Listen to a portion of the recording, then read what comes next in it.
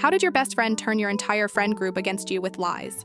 Back in 6th grade, my best friend convinced everyone I was a thief. The crazy part? I didn't even know she was doing it until it was too late. Madison and I had been inseparable since we were babies. Our moms were best friends, so we basically grew up together. Our friend group was everything. 6 girls who did everything together, shared clothes, and spent lunch trading friendship bracelets. Everything fell apart the day I found $20 in the hallway. I was walking to my locker after math when I spotted it by the water fountain, a crumpled 20 just sitting there. I looked around, the hallway was empty. So I picked it up and stuck it in my backpack, planning to turn it into the office after lunch. But then Madison saw me at my locker, counting my lunch money. "Whoa! Where'd you get a 20? She asked. Without thinking, I told her about finding it.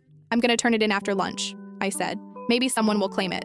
She nodded, but something flickered in her eyes that I didn't catch. Here's what I found out later.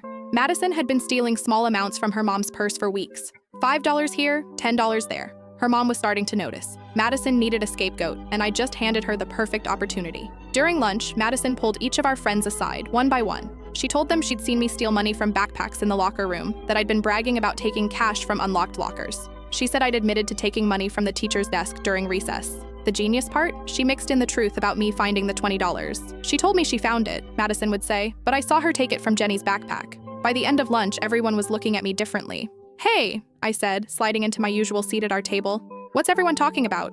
The silence was immediate. Jenny, my second best friend since forever, wouldn't even look at me. "Nothing," Madison said sweetly. "Just discussing weekend plans." But I wasn't included in those plans anymore.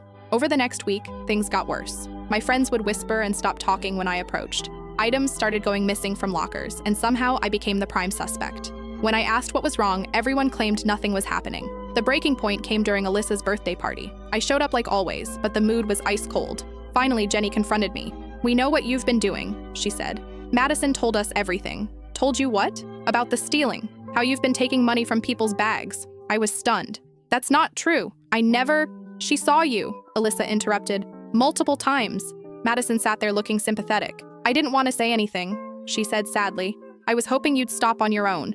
I tried to defend myself, but Madison had covered every angle. She had explanations for everything, witnesses for nothing, and 6 months of trust on her side. The truth came out 3 months later, when Madison got caught red-handed stealing from the teacher's desk.